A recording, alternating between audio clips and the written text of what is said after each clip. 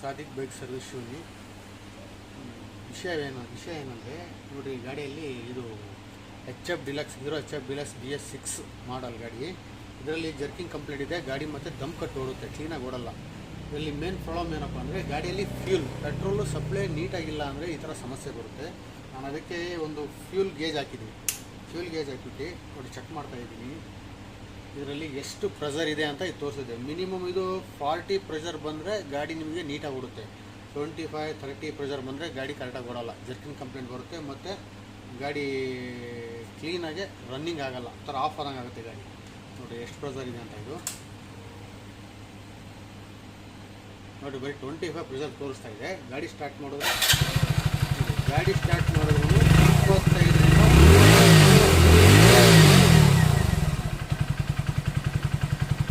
ಗಾಡಿ ರನ್ನಿಂಗಲ್ಲಿದ್ದರೆ 30 ಮೇಲೆ ಪ್ರೆಷರ್ ಹೋಗ್ತಾ ಇಲ್ಲ. ಇದು ಮಿನಿಮಮ್ಮು 40 ಪ್ರೆಷರ್ ಹೋಗಬೇಕು. 40 PSI ಪ್ರೆಷರ್ ಹೋದರೆ ಮಾತ್ರ ಗಾಡಿ ನೀಟಾಗಿ ಓಡುತ್ತೆ. ಇಲ್ಲ ಅಂದರೆ ಇದರಲ್ಲಿ ಫ್ಯೂಲ್ ಪಂಪ್ ಬರುತ್ತೆ ಟ್ಯಾಂಕಲ್ಲಿ, ಫ್ಯೂಲ್ ಪಂಪು ಪ್ರಾಬ್ಲಮ್ ಇರುತ್ತೆ. ಫ್ಯೂಲ್ ಪಂಪ್ ಪ್ರಾಬ್ಲಮ್ ಇರೋದ್ರಿಂದ ಈ ಥರ ಸಮಸ್ಯೆ ಇದೆ. ಈ ಫ್ಯೂಲ್ ಪಂಪ್ ಚೇಂಜ್ ಮಾಡಿದ್ರೆ ಈ ಗಾಡಿಯಲ್ಲಿ ಈ ಸಮಸ್ಯೆ ಕ್ಲಿಯರ್ ಆಗುತ್ತೆ.